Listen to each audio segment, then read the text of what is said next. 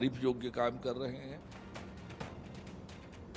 और बड़ी खबर, नंदीग्राम हिंसा को लेकर बीजेपी और टीएमसी में वार पलटवार का दौर जारी है। बंगाल में बीजेपी महिला कार्यकर्ता की मौत पर बवाल हुआ है। टीएमसी बीजेपी के संघर्ष में महिला कार्यकर्ता की मौत हो गई। हिंसा के बाद सेंटर फोर्सेस ने मोर्चा संभाल लिया है। महिला कार्यकर्ता की मौत पर बीजेपी ने विरोध प्रदर्शन भी किया है, प्रोटेस्ट किए जा रहे हैं।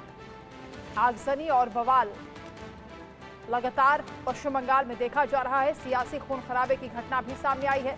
नंदीग्राम में बीजेपी कार्यकर्ताओं पर धारदार हथियारों से हमला हुआ। हमला करने का आरोप टीएमसी कार्यकर्ताओं पर लगा है। इस हमले में बीजेपी की एक महिला कार्यकर्ता की मौत हो गई, जबकि 7 लोग घायल हुए। हमले के विरोध में बीजेपी ने आगजनी की और टीएमसी के खिलाफ नारेबाजी की। इधर टीएमसी इस हिंसा को पारिवारिक विवाद बता रही है, लेकिन बीजेपी कार्यकर्ताओं का यह कहना है कि लोकसभा चुनाव में हार को देखते हुए टीएमसी की बौखलाहट दिखाई दे रही है। इलाके में तनाव को देखते हुए भारी संख्या में पुलिस बल की भी तैनाती की गई है। हालात पर कंट्रोल करने का प्रयास किया जा रहा है।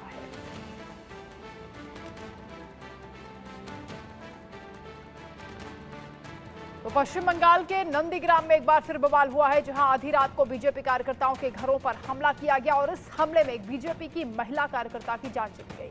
हमले में 7 लोग घायल हुए हैं, जिनकी हालत गंभीर बताई जा रही है। बीजेपी कार्यकर्ताओं पर हमले के बाद बीजेपी नेता और कार्यकर्ताओं ने थाने पर धरना दिया। इसी दौरान टीएमसी के कार्यकर्ता भी वहां पहुंच गए और दोनों पक्षों के बीच झड़प हुई।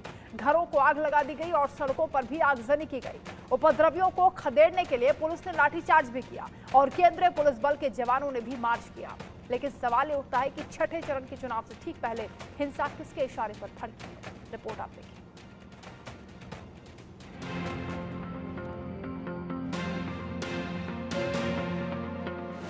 बंगाल में बवाल, प्रशासन पर सवाल।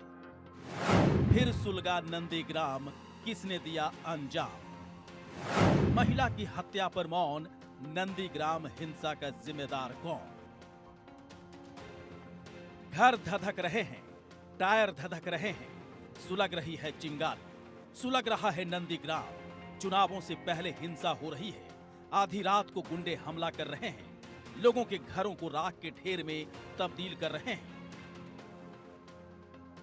महिला बीजेपी कार्यकर्ता की हत्या, मौत का जिम्मेदार कौन? आधी रात घर में घुसकर बीजेपी की महिला कार्यकर्ता का कत्ल कर दिया गया। बीजेपी कार्यकर्ताओं को घरों से निकालकर पीटा गया। नंदीग्राम के सोनचूरा में बीजेपी कार्यकर्ताओं के घर तोड़ दिए गए। बीजेपी के 7 कार्यकर्ता बुरी तरह घायल हो गए। सुबह होते होते तस्वीर बदल गई। बीजेपी कार्यकर्ता नंदीग्राम में थाने के बाहर धरने पर बैठ गए। शुवेंदु मुखर्जी भी थाने पहुंच गए, लेकिन दूसरी तरफ टीएमसी के कार्यकर्ता भी आ डटे और बवाल फिर बढ़ गया। क्यों धधक रहा है नंदीग्राम? लाठी चार्ज पर भी उठे सवाल। टीएमसी और बीजेपी के कार्यकर्ता भिड़े तो बवाल और बढ़ा।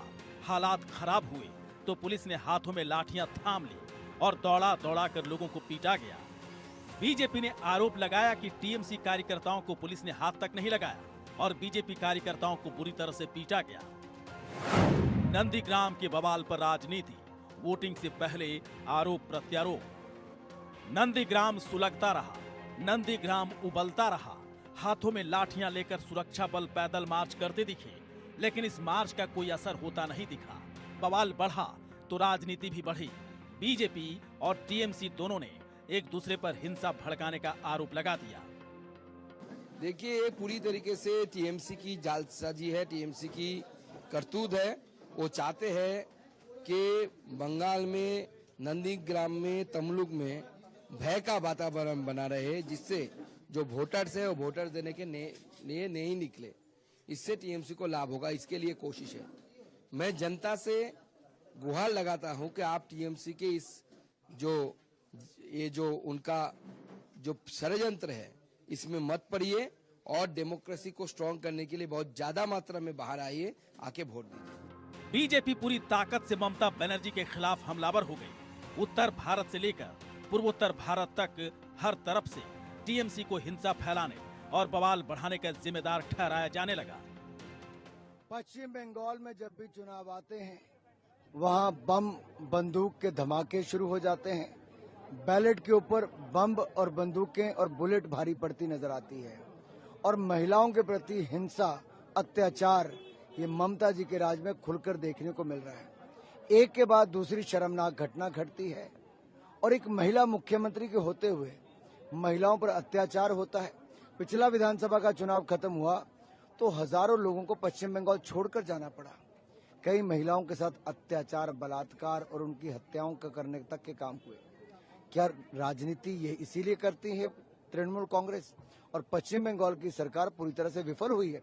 अपनी हार को देखकर इस तरह के हालात पैदा कर दिए कि जहां पे लोगों को डराया जाता है, धमकाया जाता है, बम भी फोड़ा जाता है और मौत के घाट भी उतारा। बहुत दुख की बात है और ये तो खून संतरास का ये सरकार है, पार्टी भी वैसा ही है और ये अडॉप्ट किया है कम्युनिस्ट से, तो यहाँ से ये लोग नहीं निकाल पा रहे हैं। यहाँ रुकेंगे एक छोटे से ब्रेक के लिए। ब्रेक के उस पार आपको दिखाएंगे कुछ और